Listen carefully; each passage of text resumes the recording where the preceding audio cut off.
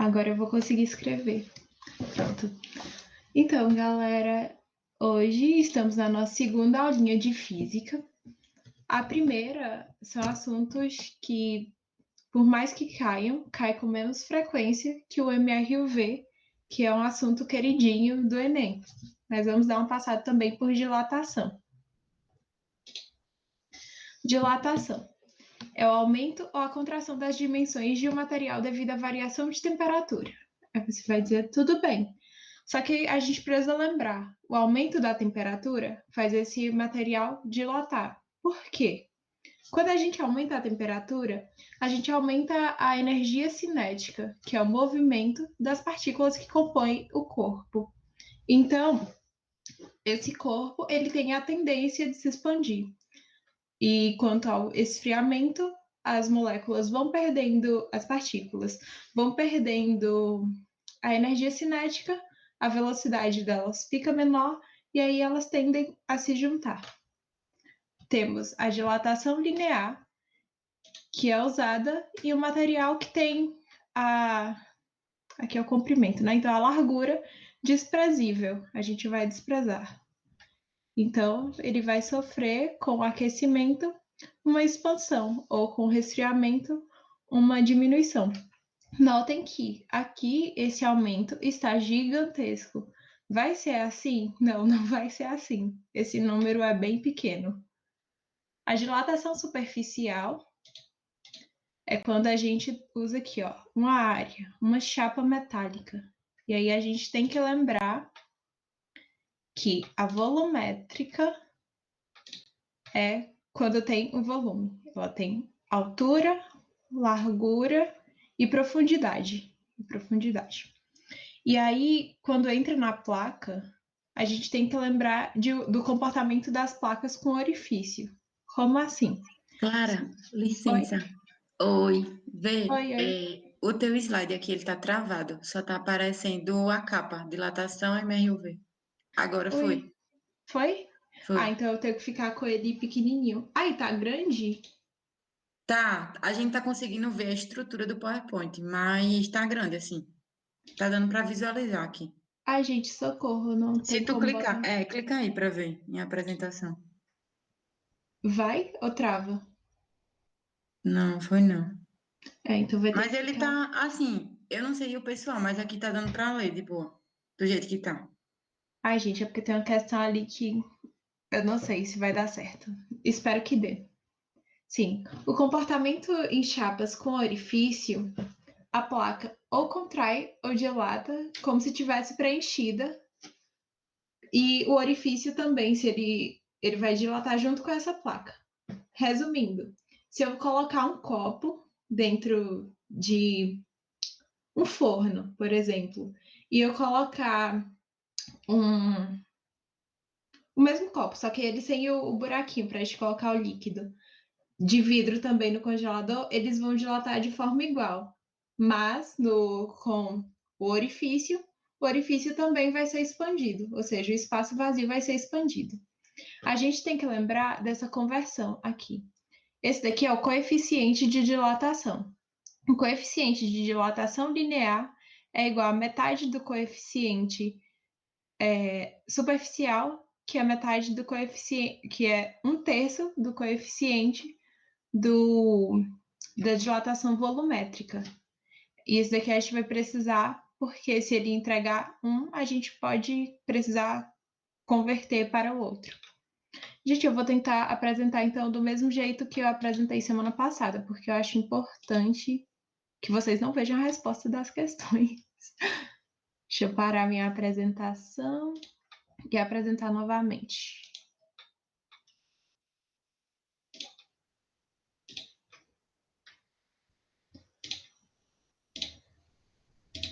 Pronto. Agora eu acho que vai ficar certinho.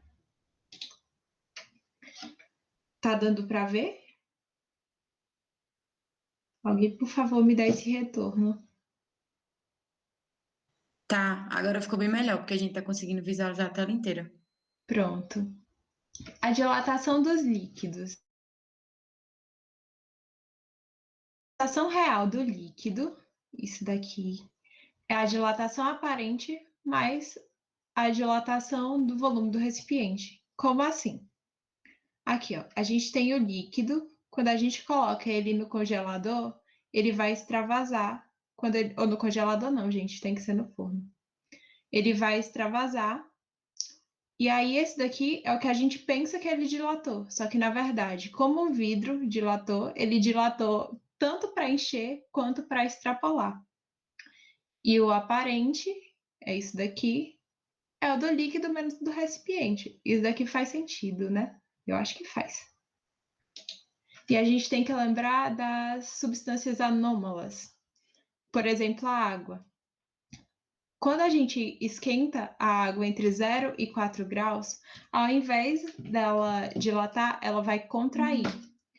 E quando a gente resfria ela de 4 a 0 graus, ela, ao invés de contrair, ela vai dilatar.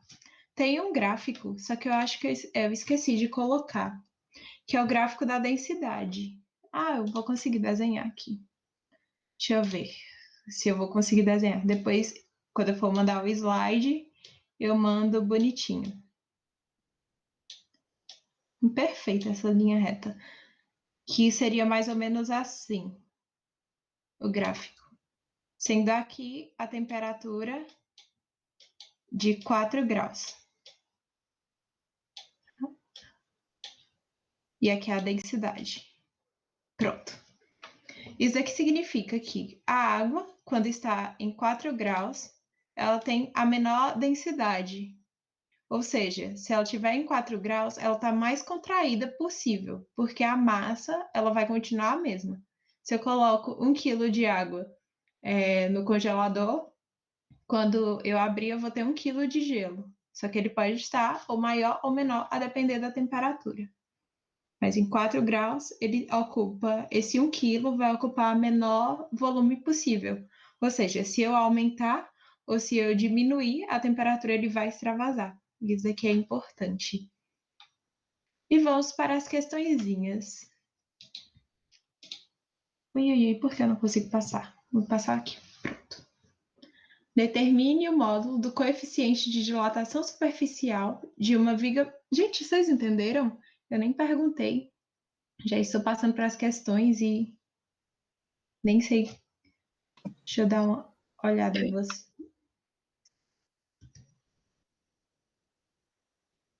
Descarta. Ah, apareceu a resposta. Ninguém viu. Ou fingiam que não viu. Deu para entender? É isso, sim. No exercício a gente vê melhor. São 3, mas assim, 3 parecidas e mais 2 dos líquidos. Mas é tudo, quando vai no fim, é tudo igual. Tudo igual, tudo igual. Porque, ó, vamos lá, voltar para o slide. Essas 3 aqui, ó, são praticamente iguais. A gente só precisa lembrar que quando é linear, que vai ser linear, depois é só substituir. Então, aqui eu diria que seria uma fórmula, essa daqui, 2, e essas 2 aqui, 3, 4. 4 fórmulas. Mas é bem tranquilo, vocês vão ver. Vou voltar aqui para a gente ir para os exercícios. Aqui. Determine o módulo do coeficiente de dilatação superficial de uma viga metálica homogênea de 5 metros de comprimento, que, quando aquecida em 50 graus, apresenta uma dilatação linear de 5 vezes 10 a menos 3 metros. A gente vai e colhe as informações. O comprimento, a variação de temperatura e o coeficiente de dilatação linear. Ele quer a dilatação superficial. Vamos dar uma marcadinha aqui.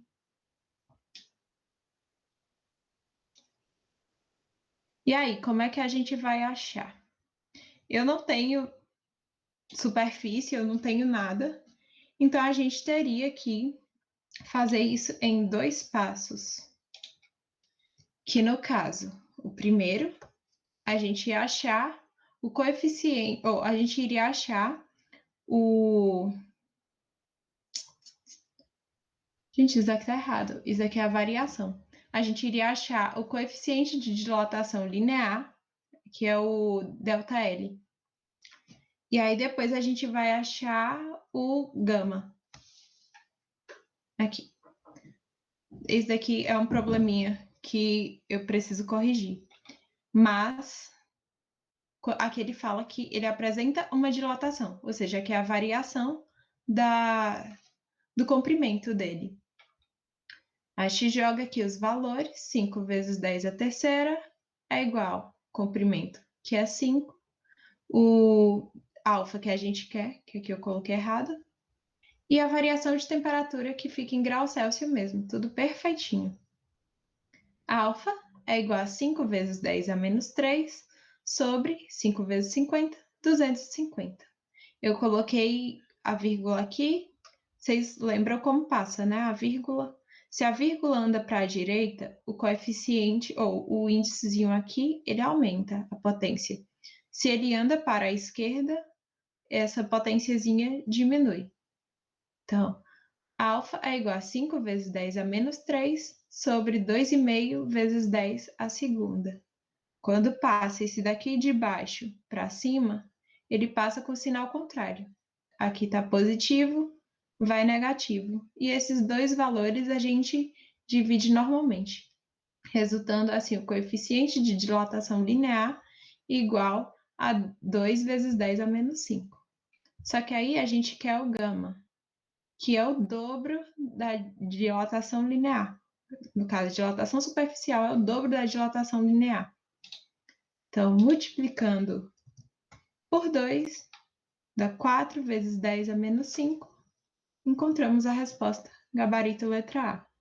Isso daqui é um erro que eu preciso corrigir, mas que eu espero que vocês tenham entendido. Deixa eu dar uma olhada em vocês. Deu para entender a resolução? Pronto. Vamos lá para a próxima.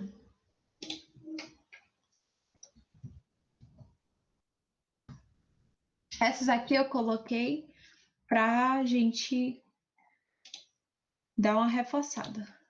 São duas questõezinhas fechadas. E questõezinhas fechadas não, todas são, mas essas aqui são teóricas. Uma chapa metálica com um furo central de diâmetro D é aquecida dentro de um forno. Com o aumento da temperatura, podemos afirmar. Aí a gente tem que lembrar da chapa com orifício. Aqui diz, o furo permanece constante. Aí eu já vou pensar, o furo permanece constante? Não. A chapa ela vai dilatar como se ela estivesse preenchida e o furo ele vai dilatar junto com essa placa.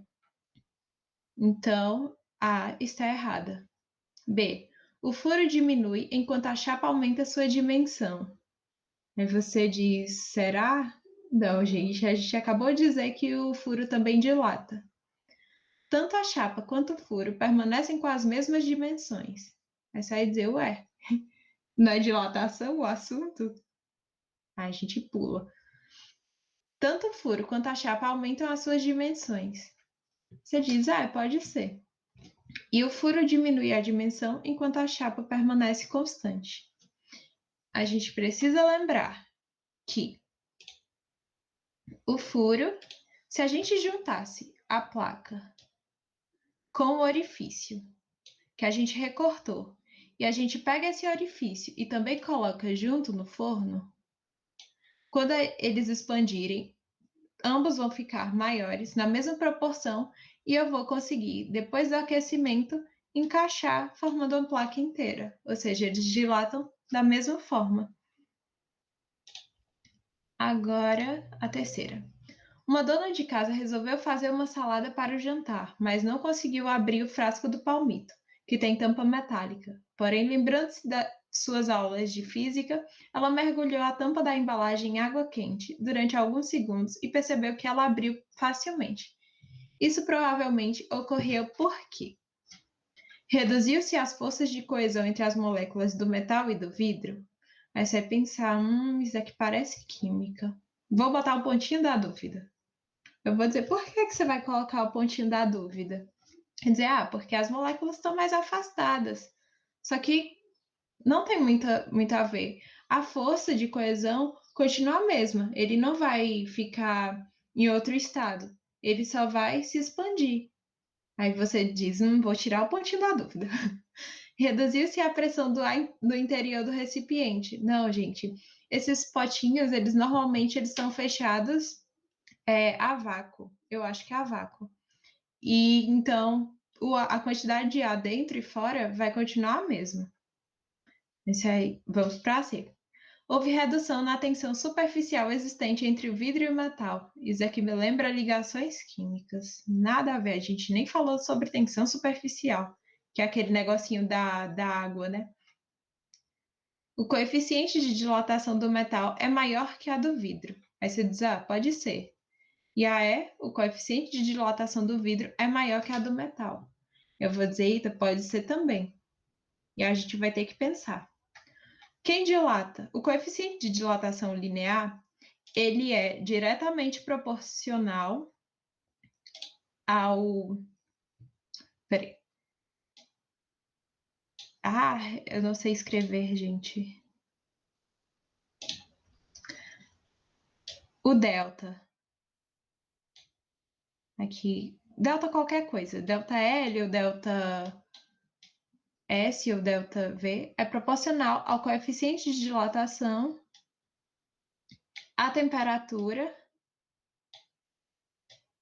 e o inicial. Não vai dar, mas enfim, e o inicial. Esse daqui passa para cá. Ou seja, ΔL sobre o coeficiente. Isso significa que quem dilata mais é quem tem o maior coeficiente. Quem dilatou foi a tampa de metal.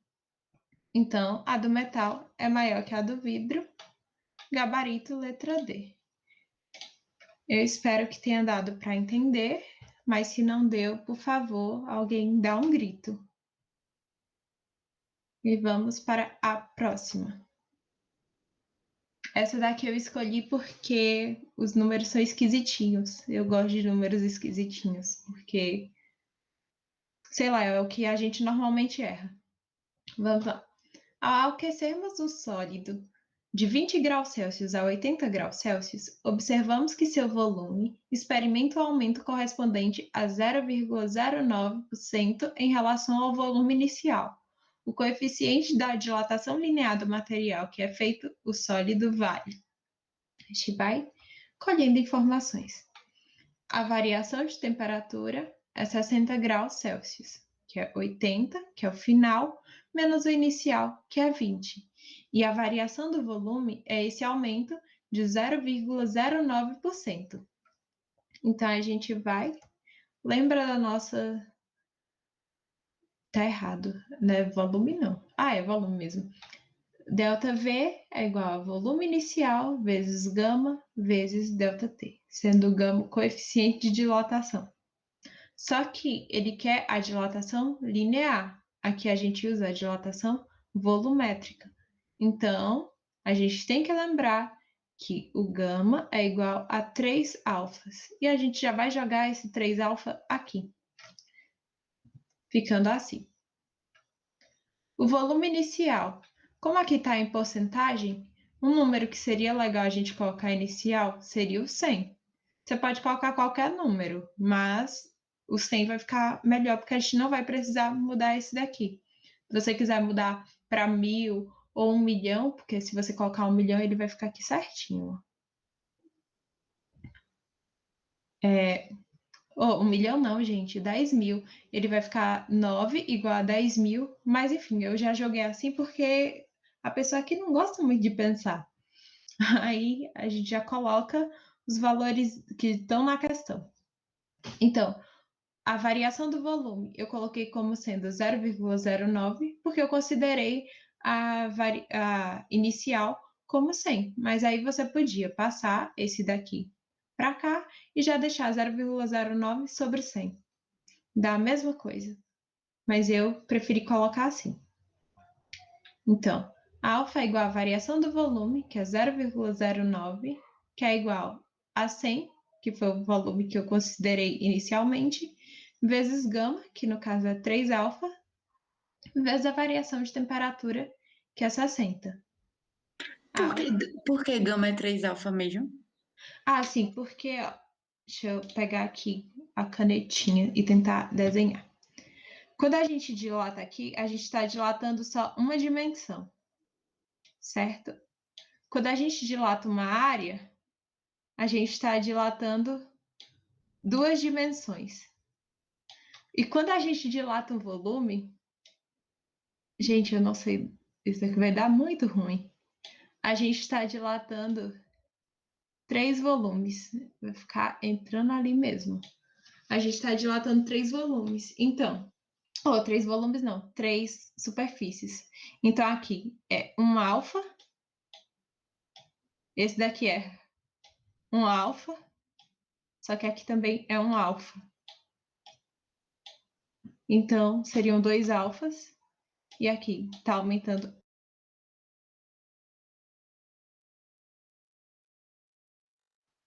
Então, seriam 3 alfas.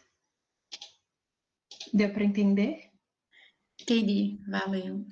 Eu achava, quando eu estava estudando, que o certo seria ser alfa ao cubo, porque está aumentando nas 3 dimensões, só que dá 3 alfa. Eu acho que a explicação seja aquela. Não faço ideia, eu gosto de pensar que sim, porque pelo menos a minha cabeça entrou daquele jeito. Aí, enfim, passamos a vírgula para lá, porque é melhor trabalhar com um númerozinho inteiro, bonitinho. Voltou 1, 2, coeficiente menos 2. Aqui, 3 vezes 60, 180. 180 com mais 2 zeros, eu digo, vixe, aí complicou.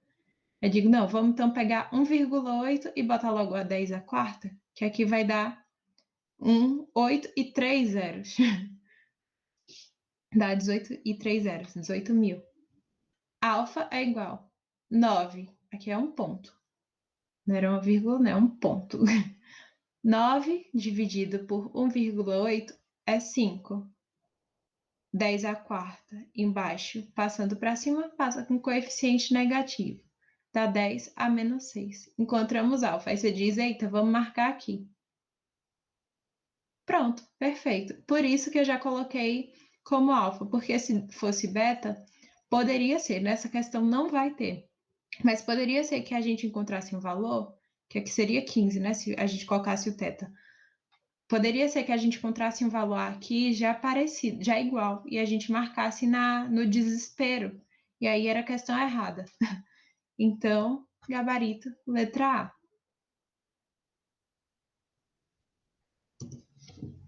Essa daqui eu coloquei para explicar uma coisinha a vocês. Essa daqui é bem interessante. Uma lâmina bimetálica é constituída de duas placas de materiais diferentes, M1 e M2, presas uma à outra. Essa lâmina pode ser utilizada como interruptor térmico para ligar ou desligar um circuito elétrico, como representado esquematicamente na figura 1. Quando a temperatura das placas aumenta, elas dilatam-se e a lâmina curva-se, fechando o circuito elétrico, como mostrado na figura 2.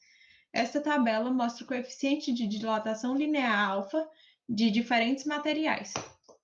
Considere que o material 1 é cobre. O outro, material 2, deve ser escolhido entre os listados nessa tabela para que o circuito seja ligado com o menor aumento de temperatura. O material da lâmina M2 deve ser o... Aí, peraí, eu vou dar uma bebidinha de água. E a gente volta aqui para resolver. Pronto. O cobre, que é o primeiro material, é 17. A gente tem que pensar. O que seria melhor? A gente colocar um alfa maior ou um alfa menor?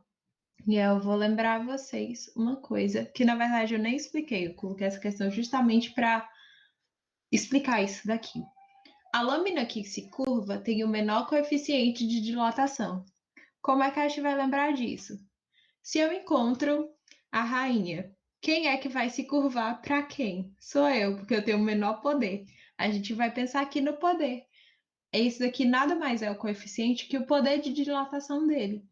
Então a gente precisa escolher alguém que seja muito, muito, muito mais fácil de dilatar que o cobre. Então, um coeficiente de dilatação maior. A gente arrisca o aço, já arrisca o níquel. Aí a gente pensa entre o bronze e o alumínio. Só que ele fala que com o menor aumento de temperatura, ele precisa ser ligado. Então a gente pensa no que tem maior alfa, que no caso é o alumínio, letra B. Por quê? Se eu colocasse o cobre, ou se eu colocasse o bronze, ele não iria ligar? Iria ligar. Só que perceba que a diferença é pequena. Então, enquanto um está dilatando um pouco, o outro está dilatando só um pinguinho a mais. Já colocando o alumínio, a diferença é maior, então o cobre vai se curvar mais facilmente. E agora a questão que a gente vai dar uma respirada boa, que é do dilatação do líquido. E aí antes eu vou ver se vocês têm alguma dúvida. É, dilatação é igual calor específico? Não. Dilatação não é igual a calor específico. Porque o calor específico é a quantidade de calor necessária para que 1 grama da substância ele aumente 1 grau Celsius. A dilatação é quanto o coeficiente a dilatação é quanto esse material vai dilatar com a variação de 1 grau Celsius. Dilatar ou contrair, no caso. Eu espero que tenha dado para entender. Deu? Deu pra entender, sim. Pronto. Vamos para a questão. Ai, gente, eu não devia passar, né? Porque senão aparece o Deus todo. Não tem nem graça. Hum,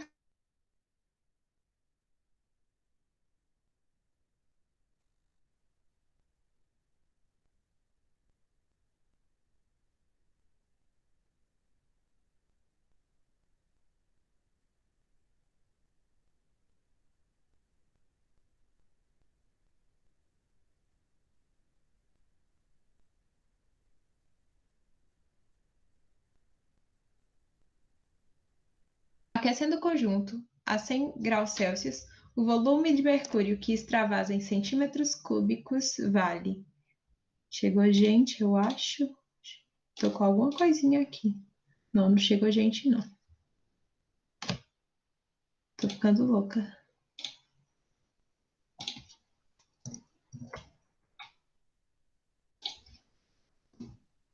Bora lá, colher as informações. O volume do recipiente e do mercúrio é igual a 2 vezes 10 a segunda. E aí eu pensei, ué, por que que o volume do mercúrio é igual ao do recipiente? Eu vou dizer, gente, uma coisa que a galera reclama muito da física é que a gente despreza muita coisa. E nesse caso a gente vai desprezar a espessura do vidro. Então, por isso, o volume do recipiente do mercúrio é o mesmo. O gama do vidro é 4 vezes 10 a menos 5. Ele disse aqui, ó. Do vidro é 4 vezes 10 a menos 5. E a do mercúrio, 1,8 vezes 10 a menos 4. Quando eu olhei para essa questão, eu disse, ué, mas o mercúrio não tinha que ter o coeficiente de dilatação maior que a do vidro? E eu vou dizer, ele tem. Aí você vai dizer, ué, mas 1,8 é menor que 4. 1,8 é menor que a metade de 4. Eu vou dizer, cuidado com esse coeficiente aqui. Quanto maior esse coeficiente, melhor. Aí você vai dizer, ué, mas menos 5 é maior. Eu vou dizer, não, menos 5 é menor. Uma temperatura de menos 4 graus é mais quente, é uma temperatura maior que a temperatura de menos 5 graus Celsius. Isso aqui é só para a gente comparar, não tem nada a ver com grau Celsius, esse menos 5. E aí a gente vai lembrar da colinha, que é o volume real que o líquido dilatou é igual ao volume que ele dilatou aparentemente, mais a variação do volume do recipiente. E o coeficiente de dilatação aparente é igual ao coeficiente do líquido menos o coeficiente do recipiente. E lembrar que também que a variação do volume é igual ao volume inicial vezes gama vezes ΔT. E vamos para a questão. Primeiro vamos achar o Y aparente, ou Y. Ai, gente, o gama aparente, o coeficiente de dilatação volumétrica aparente, que é igual a do líquido menos a do recipiente. E aí a gente não pode trabalhar com números com diferente coeficiente, com diferentes potências. Então, o que a gente vai fazer? Voltar esse daqui para lá, vai ficar, se a gente aumenta aqui, a gente diminui aqui. Ou então, diminuir aqui, botar 0,4 e ficar 10 a menos 4. Não gosto de trabalhar com vírgula, então eu preferi passar 1,8 e transformar em 18. Então, a variação, o coeficiente de dilatação volumétrica aparente é igual ao 18 vezes 10 a menos 5, que é o coeficiente de dilatação do mercúrio, menos 4 vezes 10 a menos 5, que é a dilatação do vidro. E isso deu 14 vezes 10 a menos 5. Isso aqui é uma subtração comum, porque eles estão na mesma base, então a gente nem precisa se preocupar. Aí a gente diz, beleza. Só que agora a gente precisa achar o volume que ele transbordou, que ele extravasou. E a gente vai já a mesma formulazinha. Só que aqui, ao invés de ser o real, vai ser o aparente. E esse daqui vai ser o gama aparente. Esse daqui vai ser o volume inicial do líquido e a variação de temperatura. A gente vai tranquilíssimo aqui, ó, jogar, porque a gente vai acertar a questão. 2 vezes 10 a segunda, que é o volume inicial, tanto do líquido quanto do vidro, vezes 14 vezes 10 a menos 5, que foi o valor que a gente encontrou como coeficiente de dilatação volumétrica aparente, vezes a temperatura, a variação de temperatura. Aqui ele fala que ele aquece o conjunto a 100 graus Celsius. Então, 100. A variação do volume aparente é igual a 28. Por que 28? Eu já multipliquei aqui, ó. 14 vezes 2, 28. E agora eu juntei todos esses aqui. 100 é igual a 10 à segunda. 10 ao quadrado vezes 10 ao quadrado, 10 à quarta. Vezes 10 a menos 5, a gente vai somar esses coeficientes. Menos 5 com mais 4, que é o mais 2, e o mais 2, dá 2,8 vezes 10 a menos 1. E a gente vai passar uma virgulinha voltando, que é diminuindo o valor, a gente aumenta isso daqui, a potência. Então, dá 2,8 vezes 10 a 0. Eu já botei esse 10 a 0 justamente para lembrar vocês que qualquer número elevado a zero é 1. Então, a variação do volume aparente é 2,8 centímetros cúbicos, resultando no gabarito letra E. Vocês entenderam? Essa questão é um pouquinho mais chata que as outras, então eu vou voltar se for preciso. Eu consegui entender. Pronto. Se ele pedisse o real, gente, a gente ainda ia ter que jogar novamente na fórmula, fazer o do recipiente, fazer o aparente para achar o real. Graças a Jah Rastafari, essa questão não pediu. Por que você teve que passar a vírgula uma casa para trás? Ah, porque esse número aqui, a gente tem que lembrar de notação científica. Na notação científica, a gente tem que A vezes 10 AN, sendo A maior ou igual a 1, mas ele tem que ser menor que 10. 28 é maior que 10. Então, para a gente transformar 28 em menor que 10, a gente bota uma virgulinha aqui, que acarreta a mudança nesse índice. Quando esse valor aqui, ele aumenta, esse daqui diminui. Quando esse valor diminui, esse daqui aumenta. Deu para entender? Deu sim. Pronto.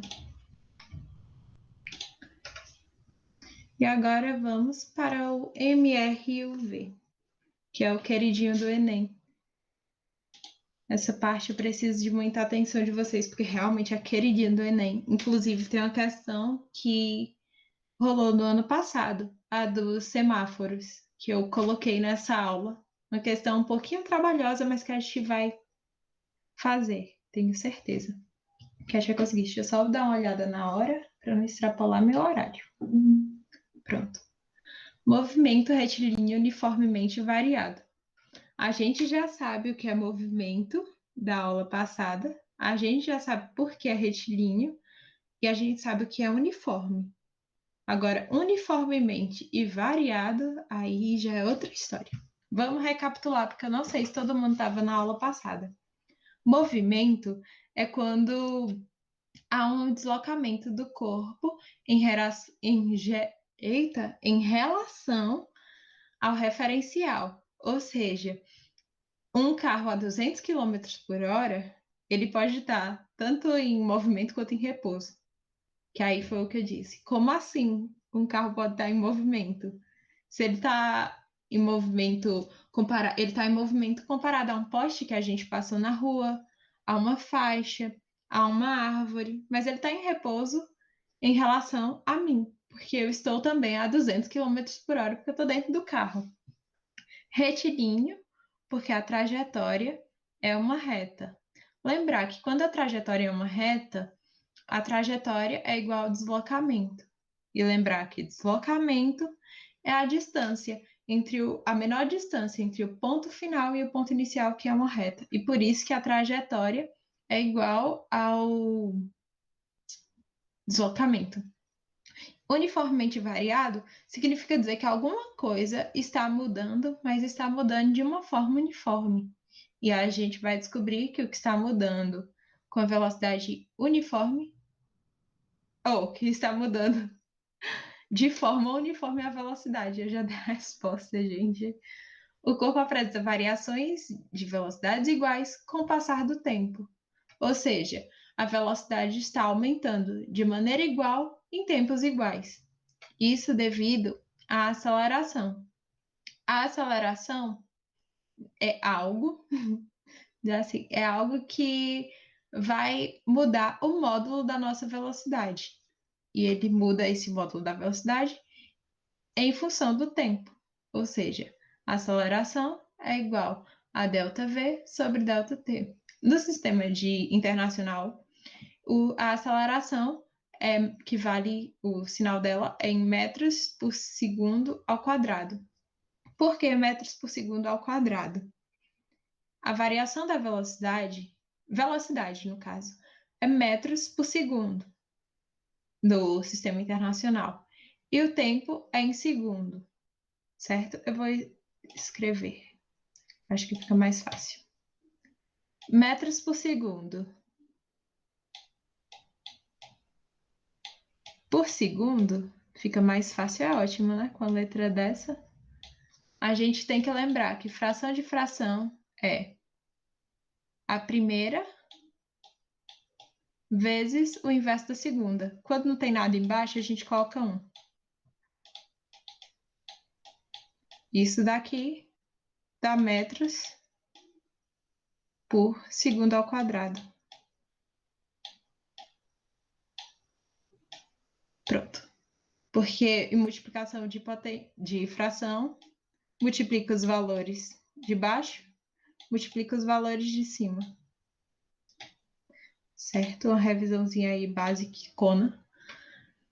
E agora a gente vai classificar o movimento. A gente já viu que é ser o movimento progressivo e o que é o movimento ser retrógrado ou regressivo, que é a mesma coisa. Progressivo, o movimento é quando ele vai no sentido da trajetória. Lembrem de progresso. Vamos supor, você precisa tirar nota 10 numa prova. E aí você fez o primeiro simulado e tirou 4. Aí você diz, vixe, preciso estudar mais. Se você estudou e no próximo você tirou 6, você está progredindo. Aí você diz, mas eu estou longe ainda da nota que eu quero. Mas você está progredindo, você está indo a favor. Agora, se você vai e regredir, que é retroceder, a gente vai fazer o contrário. Você faz um simulado, tirou 6, no próximo simulado você tirou 4. E é isso, está regredindo. E acelerado e retardado, eu acho melhor explicar aqui na prática, certo? Velocidade positiva. A gente já sabe que o movimento é progressivo. Uma coisa que o meu professor dizia, que eu achei mais fácil de lembrar, é velocidade e aceleração com o mesmo sinal, acelerado. Velocidade e aceleração com sinais diferentes, retardado. Aí, outra coisa que eu gosto de lembrar. Você já está progredindo, mas você está progredindo muito. Você está progredindo cada vez mais. Então, você está progredindo de uma forma acelerada. Você está progredindo, mas você está progredindo devagar. Você está progredindo retardadamente. Está progredindo desaceleradamente. E aqui a gente vai dizer. Gente, uma coisa que eu preciso lembrar para vocês entenderem esse. Teve uma questão que Vilaça fez, que era sobre. Ai, gente. Que era sobre um corpo caindo. E eu preciso lembrar que essa aceleração negativa não significa também dizer que é uma. Não significa dizer que ela tá. A aceleração tem um valor realmente negativo. Ele significa dizer simplesmente que você está desacelerando. Ou seja, quando você vai. Eu gosto de pensar assim, né? Você está regredindo, mas você está regredindo no sentido contrário, aqui, ó, sentido contrário, sentido oposto. Você está regredindo, mas de uma forma melhor. Por que você está regredindo de uma forma melhor? Você está regredindo menos. Agora, quando você está regredindo e está regredindo muito rápido, aí o negócio está feio. Você está voltando muito. Sua velocidade está aumentando enquanto você está indo contra a trajetória. Eu espero que tenha dado para entender e eu não tenha confundido mais vocês. Deu para entender? Alguém, por favor, me dá o retorno?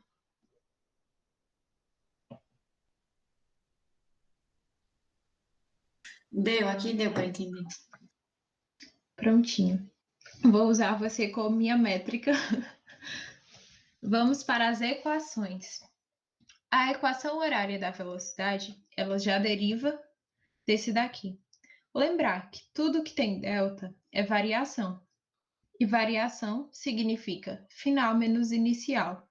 Quando a gente joga aqui, ó, quando a gente faz o meios pelos extremos, ou o cruz credo, a gente vai resultar nisso. Por que a gente vai resultar nisso? Porque normalmente a gente utiliza o tempo como sendo zero, o tempo inicial, que é a partir do momento que você observa a trajetória. E aí a equação horária do espaço é a famosa sorvetão.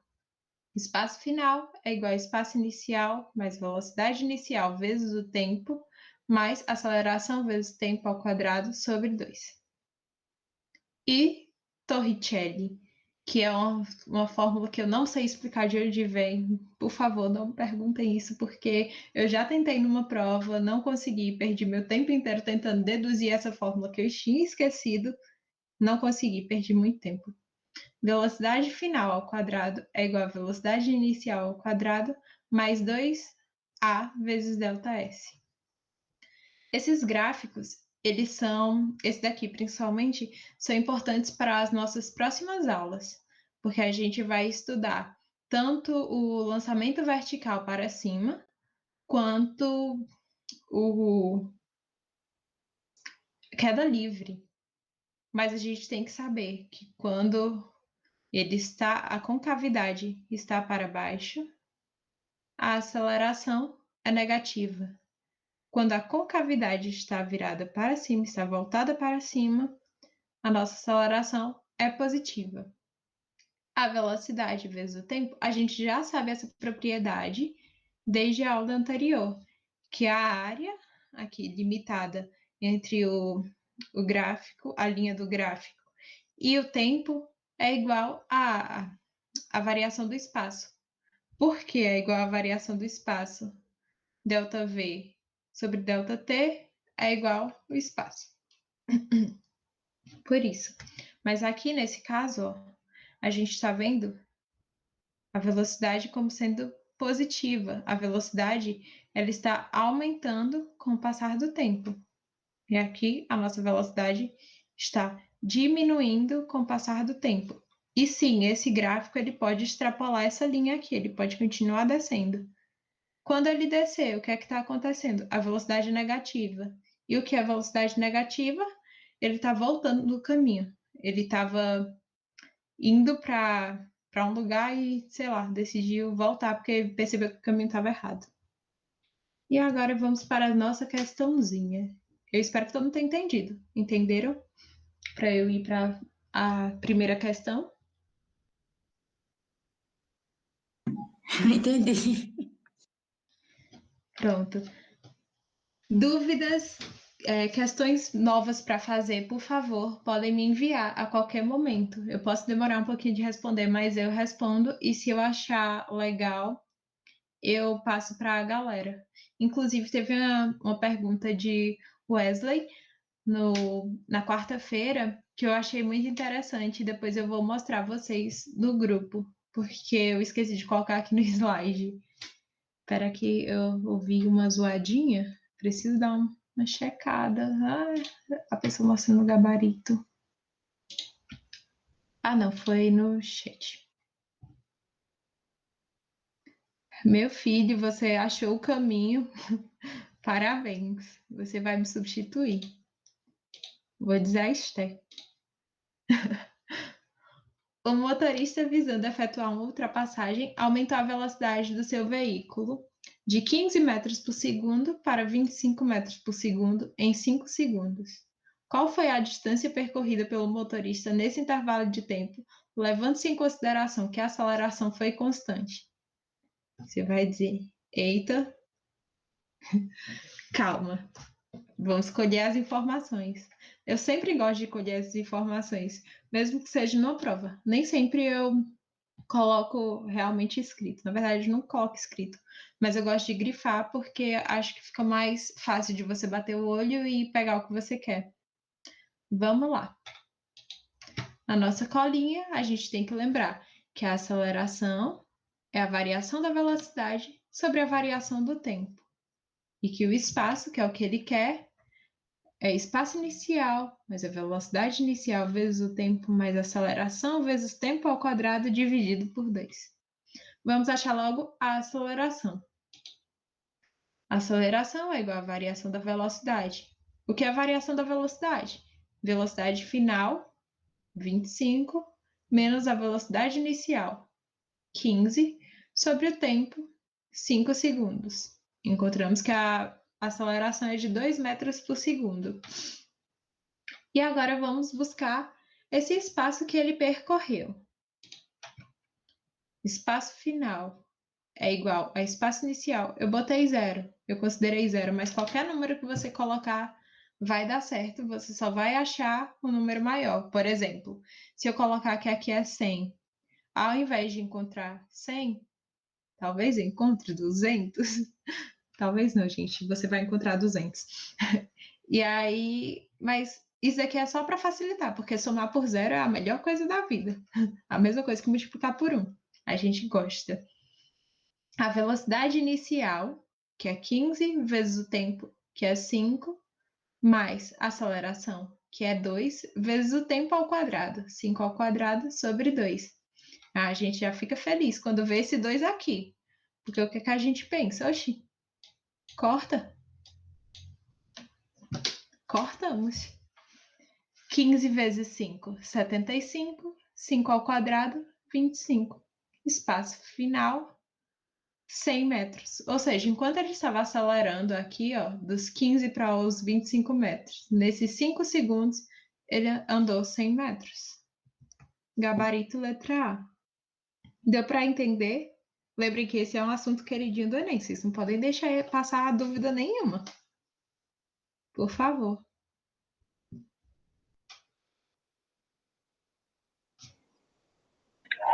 Eu achei ok, assim, a questão. Eu não. Tipo, ali em cima, que tem a velocidade inicial vezes o tempo. Sim, Que usou esse 15 lá de cima e os 5 segundos, né? sim. É porque a velocidade, ó, ele começa, ele aumenta a velocidade de 15 para 25. Ou seja, ele sai do 15, que é como ele inicia, e quando a gente para de observar, ele está em 25 metros. Então, a inicial, por isso, essa inicial é 15. Deu para entender? Uhum. Prontinho. O negócio é só lembrar dessas fórmulas mesmo. Eita, Pelo menos aqui, e interpretar, né? Porque é o mais complicado para mim, eu acho. eu também acho complicado. Inclusive, a última questão, se eu não me engano, a quarta, eu só botei 4 questões desse assunto, mas, por favor, gente, eu vou tentar tirar um dia para fazer mais questões, porque esse assunto realmente é bem cobrado. Que a quarta questão, ela vai exigir um pouquinho o raciocínio, porque ela é bem contextualizada. Vamos para a segunda questão. Um veículo parte do repouso. Gente, esse nome é perfeito. Repouso. Perfeito. Por que repouso é perfeito?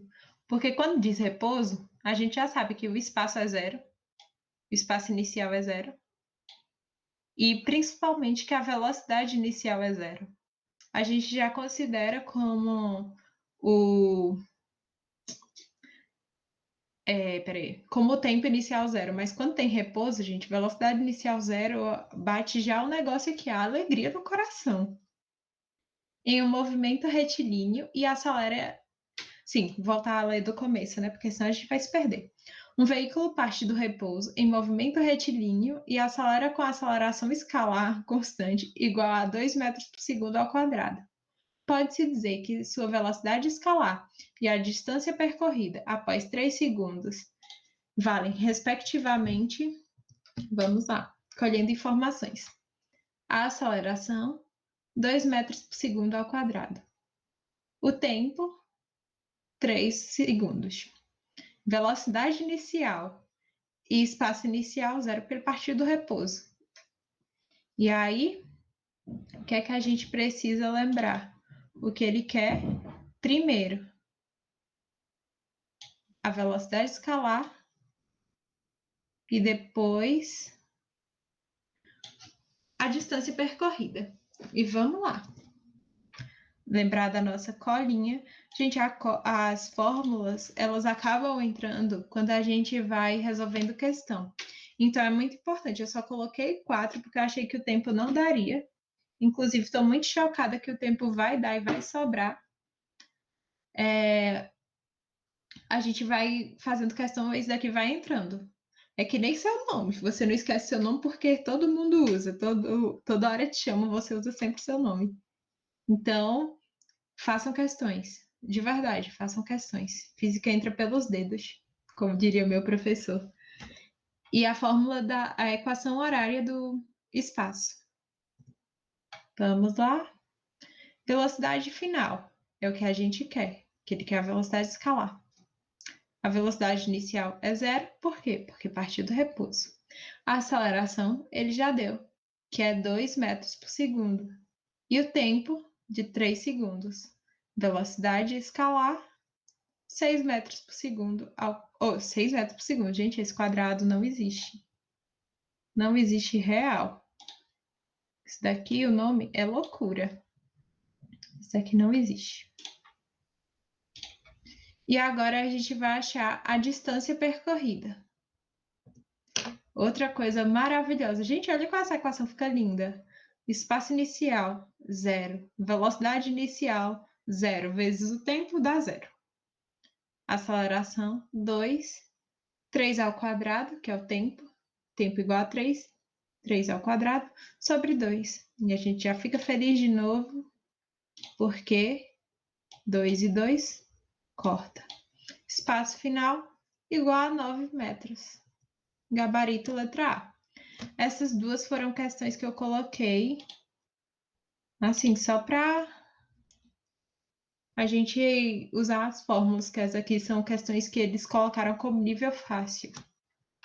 Essa daqui é o tipo de questão que eu gosto. Por quê? Porque essa questão eu achei um pouquinho confusa. Toda questão, na verdade, que é teórica, eu acho um pouquinho mais confusa. Um móvel que se afasta de um referencial. Eu não lembro se eu coloquei colinha, então vamos grifar. Mas tem sua velocidade reduzida. A cada segundo, de maneira constante, executa um movimento do tipo. Se ele se afasta de um referencial, a gente pode considerar que o deslocamento dele é positivo, é a favor da trajetória. Tá aqui o caminho. Ainda bem que o movimento é retilíneo, né? Porque minha seta, o carro, ele está indo nesse mesmo sentido. O móvel, no caso. Vou botar um quadradinho aqui. Pronto. A velocidade dele é para cá, para cá. Ele está indo para lá. Que não é nem a velocidade, aqui é o sentido do carro. E a velocidade está sendo reduzida. Então, a aceleração é negativa. Velocidade reduzida, você lembra que é a aceleração contrária. Inclusive, como eu disse na questão do professor Vilaça sobre equilíbrio, Os sinais, né? eu acho, sim, tinha uma questão que era sobre um corpo que ele estava caindo. Ele estava caindo e ele tinha um peso, acho que vai dar isso em equilíbrio. Que a gente tinha que fazer ele não cair tão rápido. E aí, por isso, a nossa aceleração era para cima. A força resultante era maior e era para cima. Isso daqui é a força resultante. Por quê? Porque para desacelerar, a gente precisa acelerar contra o movimento. Essa parte é um pouquinho confusa, mas o que é que a gente vai dizer? Você está andando ali você está indo para frente. Se você quer ir para trás, a gente vai fazer o quê? Se você quer desacelerar, você vai acelerar para trás. No nosso corpo a gente não percebe, mas no carro é basicamente isso. E aí a gente vai ver que se ele se afasta do referencial, ele está em movimento. Se ele reduz a velocidade, ele tem uma aceleração, que no caso é desaceleração, aceleração negativa. Velocidade positiva e aceleração negativa, ele é progressivo e retardado. Aí eu estava pensando, porque, ó, voltar aqui com aceleração negativa, que é o que diz na questão, que a gente já tem certeza. Ele poderia também ser regressivo. Como assim ele poderia ser regressivo? Pronto, vamos voltar lá na questão. Essa daqui. Vou botar aqui o eixo do Y, o eixo do X. Aqui é o nosso referencial. Vamos considerar aqui. Se ele está vindo para cá, ele também estaria se afastando, certo? A gente começa a observar o carro, ele está aqui no 0. Para cá ele tem que estar se afastando. Só que, se a velocidade dele é negativa e a aceleração é negativa, o movimento não seria regressivo e retardado. Seria regressivo acelerado. Aqui, ó. Porque o sinal da velocidade e o da aceleração seria a mesma. O círculo bem feito, né? É ótimo. Então, por mais que você achasse que pudesse ser regressivo, como eu achei, inclusive foi por isso que eu peguei essa questão, porque eu queria mostrar a vocês, ele não seria retardado, seria acelerado, o que só pode significar que é a letra B. Deu para entender? Eu só não entendi essa última parte agora, desse exemplo, que tu falou que ele não poderia ser acelerado.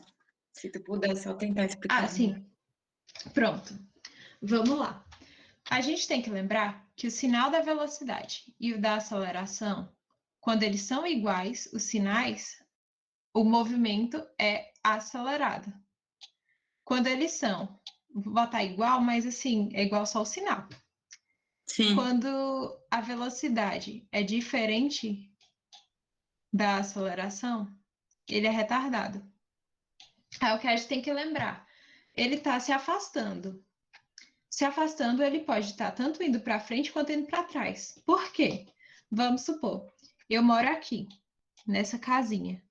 Se eu saio, você considera a trajetória para cá. Eu preciso ir.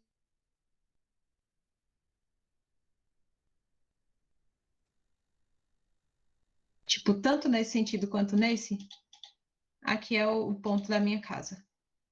Eu estou me afastando da minha casa, tanto indo para a direita quanto indo para a esquerda. Só que o que acontece? Eu estou desacelerando. Nesse caso aqui, se o movimento for progressivo, acelerado, a velocidade seria positiva, a aceleração positiva. Se esse daqui, a velocidade fosse positiva e a aceleração negativa, seria progressivo, retardado. Aí aqui é a mesma coisa, só que aqui eu já vou pular a parte... Não, na verdade, vou pular não. Se a velocidade é negativa, a aceleração é positiva, seria regressivo, retardado. Se a velocidade é negativa, a aceleração é negativa, ele seria regressivo, acelerado. A gente já tem uma certeza que a velocidade é reduzida. Se a velocidade é reduzida, a aceleração é negativa, ou seja, ele não pode ser nem progressivo acelerado, nem regressivo. Volta. Errei.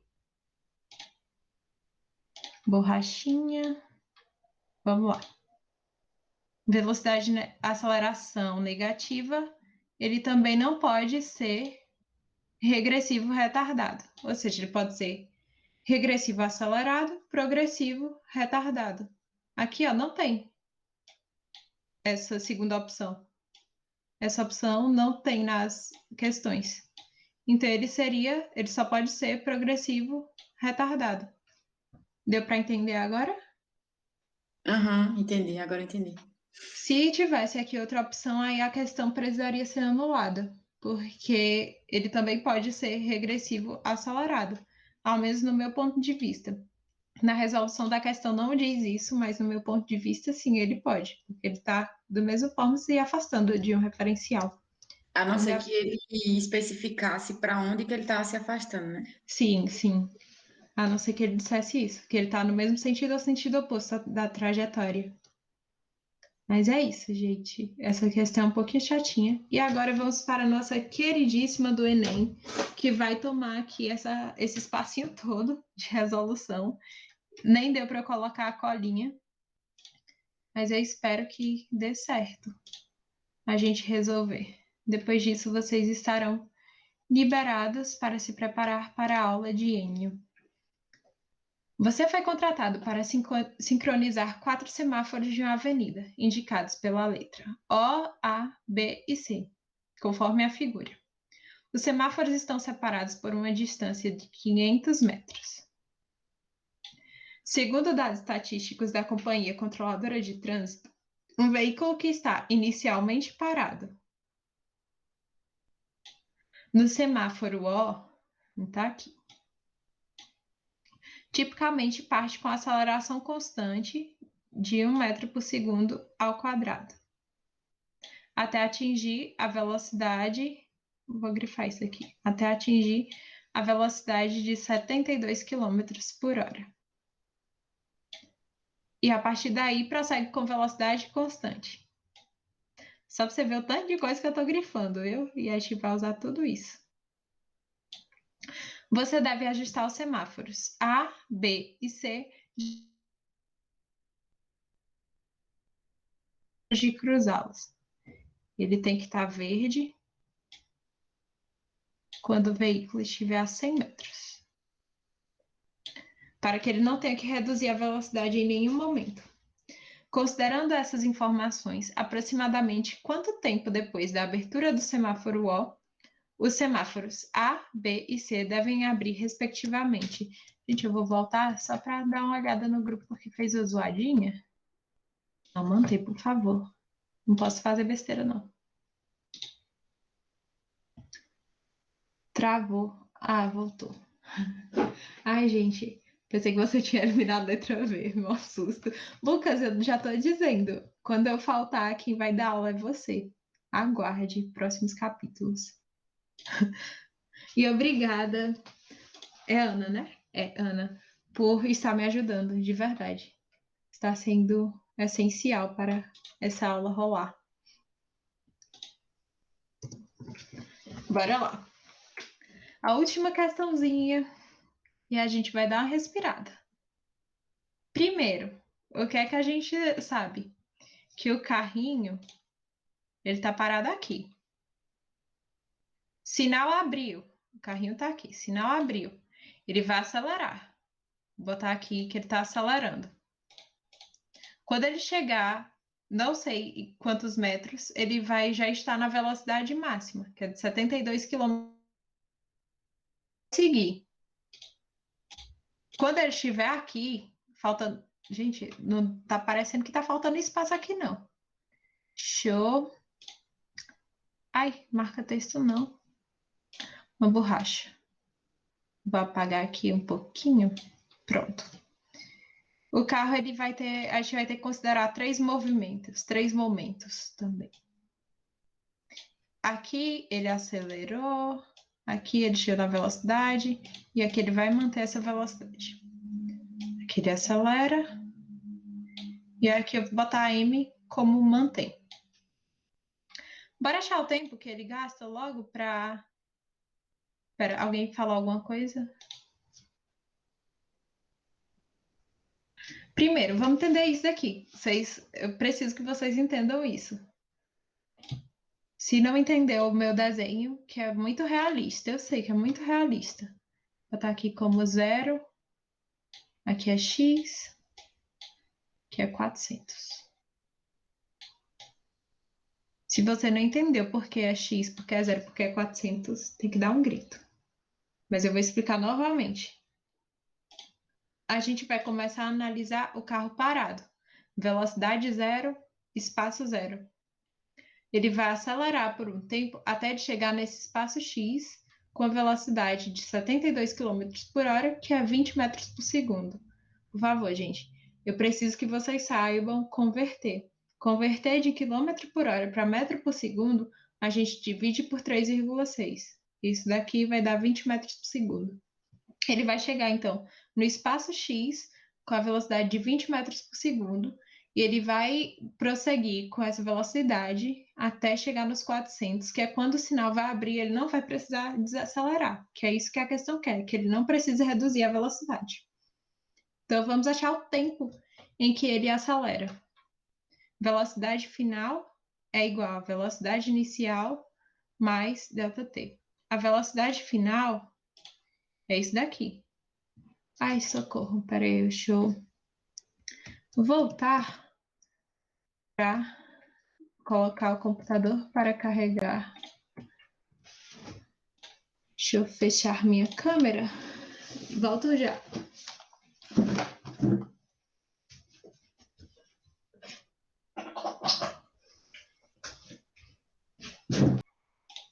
Aqui. Ah! Pessoa desse jeito, não tem surpresa comigo. Vê, Chama. Oi? eu só buguei nesses 400. Esses 400 não seria... Porque ele fala assim, os semáforos estão separados por uma distância de 500. Não seria esse 500, não? Pera, é isso que me pegou na prova do Enem. Eu errei esse cálculo, tive que refazer, aí deu certo. Pronto. Aqui é 500, aqui é 1.000. Esse 400 é onde ele precisa chegar. Ó, concorda comigo que você está andando aqui no seu carro. Aí ele acelerou até aqui. Só que aí ele precisa chegar nos 400, porque seria quando ele começaria a frear, porque se o sinal A tivesse vermelho ainda. Só que aí, quando ele chega nesses 400 metros, que é esse ponto aqui, ele percebe que o sinal está verde. Então, ele nem acelera, nem desacelera, ele continua. O ponto A é o 500, onde ele chega, antes de começar a frear, se fosse necessário, seria 400. Por isso. Ah, entendi. É por causa dessa parte que ele diz assim, que a cor verde, quando o veículo estiver a 100 metros de cruzá-los, é isso, né? Isso. E Perfeito. transformou também a velocidade para metros para a gente poder tipo, se adequar melhor, né? Eu vou colocar aqui já que a velocidade final é igual a 72 quilômetros por hora. Ainda bem que a letra é bem legível, não é mesmo? Essa velocidade é igual a 20 metros por segundo. Por que é 20 metros por segundo? Novamente, porque dividir por 3,6 é a conversão. E aí, vamos lá. A gente achou o tempo em que ele acelera. Ou seja, ele estava em 0, ele acelerou por 20 segundos, chegou em 20 metros por segundo. Certo? Agora, o que a gente vai ter que achar? Achar quanto tempo ele gasta para chegar nesses 400. Isso daqui foi quando eu disse que essa questão iria tomar todo o nosso espacinho. Justamente por isso daqui. O espaço final, que é onde a gente quer que ele chegue, igual ao espaço inicial mais VOT mais AT ao quadrado sobre 2. Isso daqui é a fórmula. Passando esse daqui para lá, dá ΔS. Ou então você considera como zero e diz que aqui é a variação. Espaço inicial, 0. Velocidade inicial, 0. AT ao quadrado sobre 2. Aceleração igual a 1. O tempo, 20 segundos sobre 2.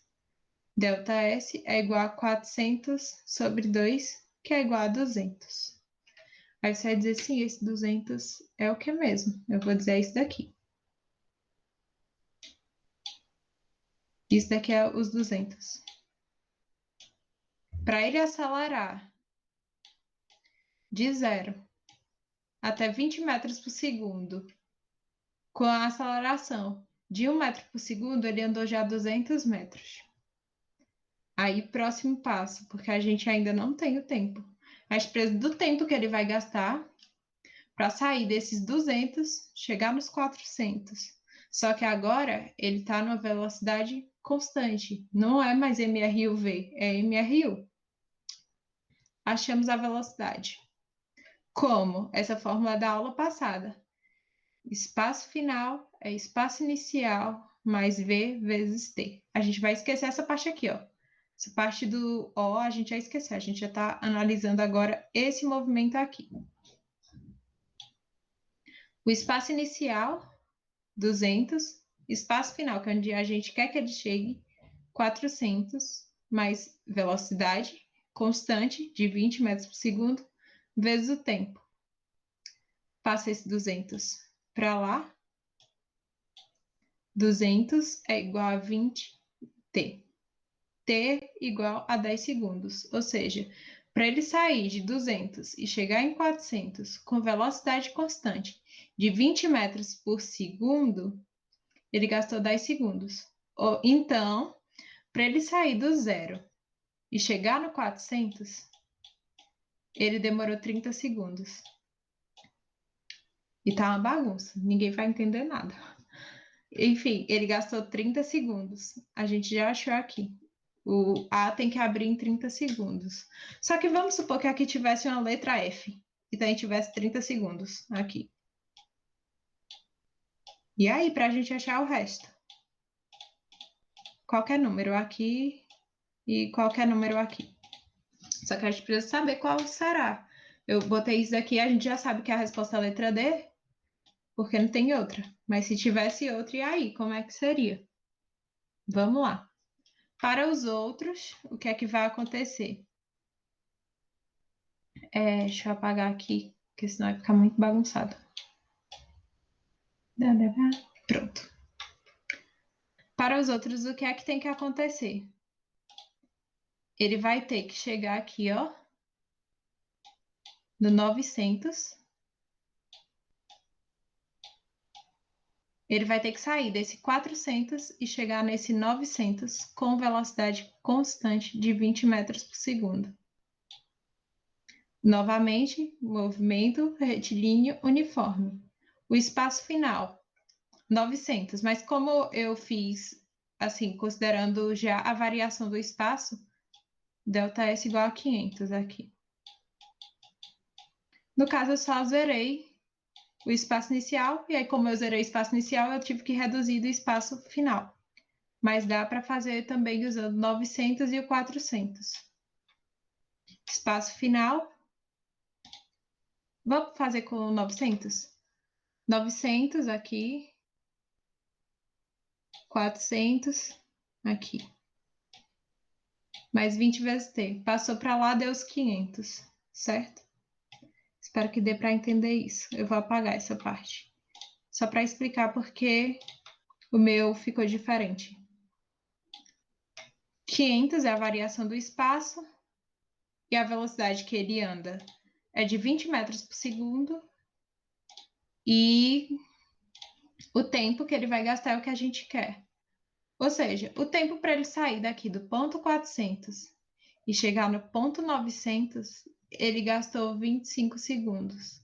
Ou seja, o sinal B, ele tem que abrir 25 segundos depois do sinal A, que no caso é 30 mais 25, 55.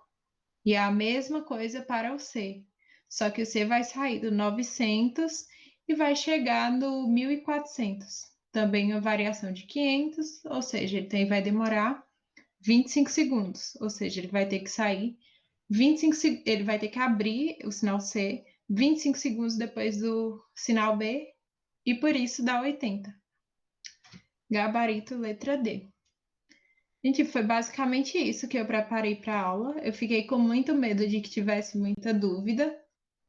Eu não sei se alguém tem dúvida. Se alguém tiver dúvida, eu respondo novamente essa questão, sem problema nenhum. Mas é basicamente isso. Eu tinha que terminar 10 horas, terminei 9h30. Ai, é isso. Alguém tem dúvida nessa questão? Não, agora tá de boa. Meu problema foi só o começo, mas assim, né? E eu acho que também o saber quais fórmulas usar quando você vai interpretando. Mas é algo que só a prática vai ajudar, né? Não adianta assim a gente. Sim. Mas é isso, gente. Eu tô total à disposição de vocês. Podem me mandar mensagem a qualquer hora do dia, da noite, da madrugada. Eu vou responder assim que eu tiver um tempinho. Eu posso demorar, mas eu vou responder. E treinem muito. Se vocês têm dificuldade em física, vocês precisam treinar.